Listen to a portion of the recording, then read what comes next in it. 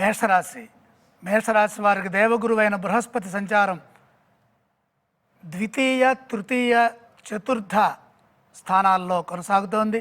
ఇందులో రెండవ రాశి విశేషమైన శుభాన్ని ఇస్తుంది. ఈ రాశి ఫలితాలలో ప్రధానంగా గురు సంచారం 2, 5, 7, 9, 11 స్థానాల్లో మన జన్మరాశి నుండి గురు సంచారం చేస్తున్నప్పుడు శుభాలు వస్తాయి. శని భగవానుడు 3, 6, 11 స్థానాల్లో ఉన్నప్పుడు శుభాలు జరుగుతాయి.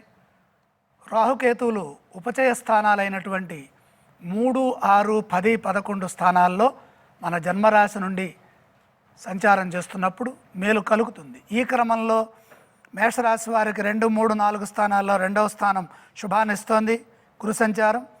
శని భగవానుడు 12వ స్థానంలో ఉన్నారు, అంటే ఏలనాడు శని ప్రారంభమవుతోంది. ఇక రాహువు 12, 11 స్థానాలు, అంటే 11 మంచిది.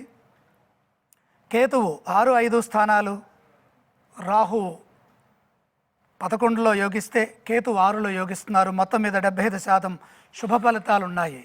ఆదాయ వ్యయాలను చూచినట్లయితే 2 ఆదాయము, ఖర్చు 14 ఉన్నది. రాజపూజ్యం 5, అవమానం 7. ఈ రాశి వారికి అదృష్ట యోగం 75% అనుకూలంగా ఉంది. ఆదాయం కంటే ఖర్చు అధికంగా కనపడుతోంది కాబట్టి ధనాన్ని జాగ్రత్తగా వాడుకోవాలి. సమాజంలో మంచి గుర్తింపు, గౌరవాలు ఉంటాయి. సున్నితంగా మాట్లాడటం మంచిది, తద్వారా మేలు చేకూరుతుంది. సంవత్సరం ప్రారంభంలోనే శుభాలుంటాయి. అదృష్ట యోగం కొనసాగుతోంది. అనుకున్నది సాధిస్తారు. విజయ అవకాశాలు పెరుగుతాయి. పట్టుదలతో కృషిని కొనసాగించండి. అభీష్ట సిద్ధి కలుగుతుంది. బంగారు భవిష్యత్తుకు బాటలు వేస్తారు. వృత్తి, ఉద్యోగ, వ్యాపారాల్లో ఆశించిన ఫలితాలు సిద్ధిస్తాయి. గురువు ద్వితీయ స్థానంలో ఉన్నప్పుడు ధన సంపాదన బాగుంటుంది. కుటుంబ పరంగా అభివృద్ధి ఉంటుంది. సమాజంలో గౌరవం పెరుగుతుంది. కానీ ఉత్తరార్ధంలో గురుబలం ఉన్నప్పుడు జాగ్రత్తగా ఉండాలి. వృత్తి, ఉద్యోగ, వ్యాపారాల్లో ఎదురయ్యే సమస్యలను బుద్ధిబలంతో అధిగమించాలి. మేషరాశి వారికి ఏలనాడు శని ఇప్పుడే మొదలైంది కాబట్టి చేస్తున్న పనుల్లో ఆటంకాలు ఎదురుకాకుండా జాగ్రత్తగా పనిచేయాలి. అపార్థాలకు అవకాశం కల్పించవద్దు. దగ్గర వారితో విభేదాలు వద్దు. ఆరోగ్యంపై శ్రద్ధ వహించండి. ఏకాదశస్థ రాహుబలం సంపూర్ణ సౌభాగ్య సిద్ధిని ప్రసాదిస్తోంది. సంపదలని పెంచుతుంది.